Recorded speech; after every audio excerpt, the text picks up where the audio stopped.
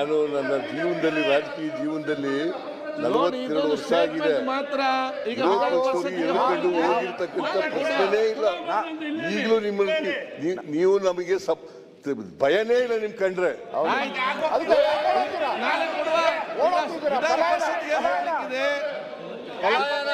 ಪಲಾಯನ ಮಾಡ್ತಾ ಇದ್ದೀರಾ. ನೀವು ಬೇರೆ ತನ್ನಿ ಚರ್ಚೆ ಮಾಡುವ.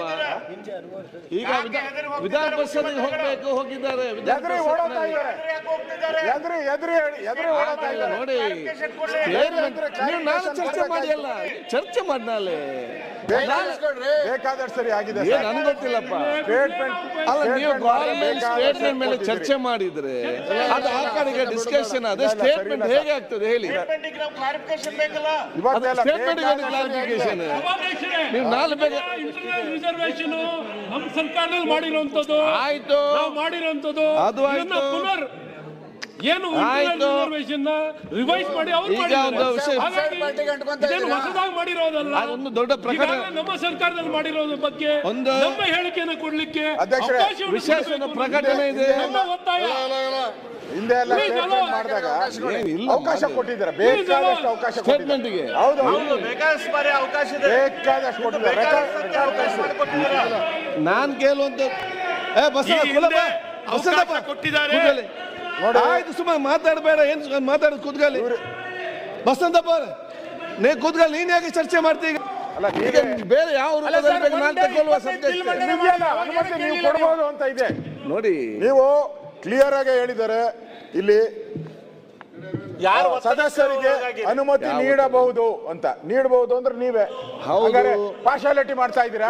ಅವ್ರಿಗೆ ಕೊಟ್ಬಿಟ್ಟು ನಮ್ಗೆ ಕೊಡಲ್ಲ ಅಂದ್ರೆ ಪಾರ್ಶಾಲಿಟಿ.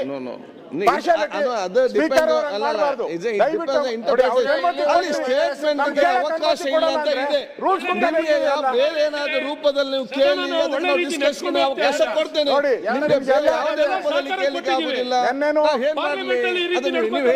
$35 bill pass ಮಾಡ್ಕೊಟ್ಟಿದ್ದೀರಿ. ರಾತ್ರಿ 10 ಗಂಟೆ ಅಂದ್ರೆ 10 ಗಂಟೆ ಹೇಳ್ದಂಗೆ ಕೇಳಿದಿರಿ. ಈಗ ಮುಖ್ಯಮಂತ್ರಿಗಳು ಮಾಡಿದ್ಮೇಲೆ ನೀವು ಕೊಡಬಹುದು ಅಂತ ಇದೆ. ನೋಡಿ, ಸ್ಟೇಟ್ಮೆಂಟ್ ಮಾಡಿ ಅದರಲ್ಲಿ ಮತ್ತೆ ಮುಖ್ಯಮಂತ್ರಿಗೆ ವಿಧಾನ ಪರಿಷತ್ನಲ್ಲಿ ತುರ್ತಾಗಿ ಹೋಗಬೇಕಾದ ಸ್ಟೇಟ್ಮೆಂಟ್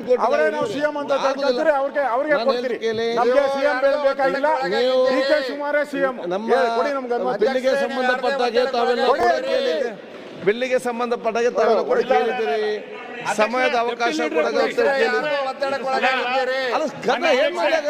ನೀವು ಪ್ರಶ್ನೆಗೆ ಅವಕಾಶನೇ ಕೊಡ್ತಾ ಇಲ್ಲ ಅಂದ್ರೆ ಸರ್ಕಾರ ಏನೋ ಮುಚ್ಚಿಡ್ತಾ ಇದೆ ಅಂತ ಅರ್ಥ. ಇಲ್ಲಿ ಮುಚ್ಚಿಡ್ತಾ ಇದೆ ಅಂತ ಭಯ ಇದಕ್ಕೆ.